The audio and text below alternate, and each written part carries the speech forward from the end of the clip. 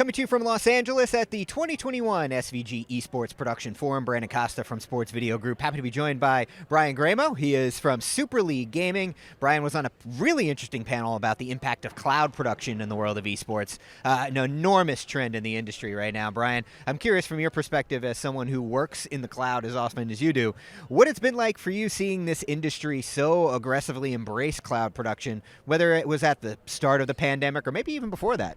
Yeah, aggressively embrace is maybe not the same as absolutely forced to comply with that. Desperately. Right. I mean, I'll admit myself, I was apprehensive to using the cloud to do things. Now, Super League hosted lots of in-person events, so we started using the cloud to have spectators be able to spectate multiple cities and then project that into different venues that had multiple TVs, like sports bars and movie theaters. So we were a little ahead of the curve as far as using the cloud, and I still used my on-prem control room. But then once COVID hit, we're like, wait a minute, we have all this stuff in the cloud.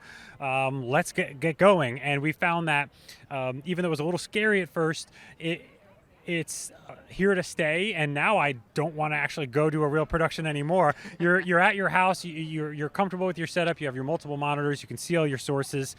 I love it, and I'm looking forward to really getting used to more of a hybrid model now, because even though we're going to start doing stuff in person again, we've realized that not everyone needs to be there. Sure. So you don't need to come and you don't need to come, and we'll just let you kind of watch and participate and collaborate with us through our Virtualis Web tool, which eliminates the need for people to actually get to the control room or the studio. Yeah, that hybrid is going to be really interesting to see develop over the next handful of years. That Virtualis Web Platform that you talked about, you are involved in that.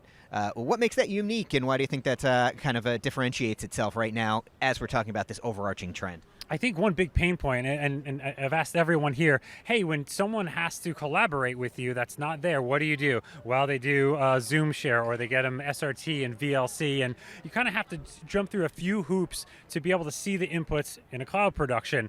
When you're working with a brand or a high-level executive, they are not going to do that. And you might be working with a big company that actually just can't install any old software on their computer. So we're like, well, we need something that's just a login from a web browser like YouTube or something. And so that's what we made for ourselves, so we didn't start pulling our hair out.